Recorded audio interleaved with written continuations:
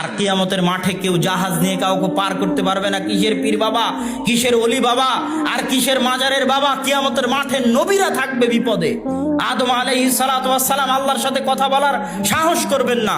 মুমিনরা গিয়ে আদম আলাইহিস সালাতু ওয়াস সালাম কি বলবে, যান আল্লাহর সাথে কথা বলেন। আজ যেন আল্লাহ বিচার শুরু করে।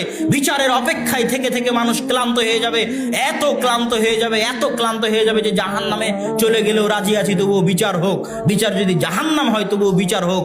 বিচারের অপেক্ষায় থেকে মানুষ ক্লান্ত হয়ে যাবে। কিন্তু কে বলবে আল্লাহকে বিচারের মাঠে যে আল্লাহ বিচার শুরু করেন? এই সাহস কিয়ামতের মাঠে কারো হবে না। আদম বলবে আমার সাহস নাই, যাও নূহ আলাইহিস সালামের কাছে। নূহ আলাইহিস সালাম বলবেন আমার সাহস নাই, যাও মুসা আলাইহিস সালামের কাছে। মুসা আলাইহিস সালাম বলবেন যাও আমার সাহস নাই, ঈসা আলাইহিস সালামের কাছে। ঈসা আলাইহিস সালাম বলবেন মুহাম্মদ সাল্লাল্লাহু আলাইহি সাল্লামের কাছে যাও।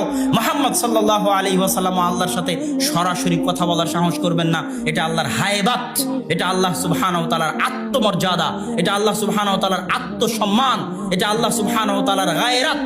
মুহাম্মদ সাল্লাল্লাহু আলাইহি ওয়াসাল্লাম কথা না বলে সরাসরি সিজদায় পড়ে যাবেন। কতক্ষণ সিজদায় থাকবেন এটা কেউ জানে না। আল্লাহ যতক্ষণ চাইবেন ততক্ষণ। তিনি নিজে সিজদা থেকে মাথা উঠানোর সাহস করবেন না। আল্লাহ বলবেন ইয়া মুহাম্মাদ ইরফা রাসাক সালতু তাওয়াশফা তুশফা।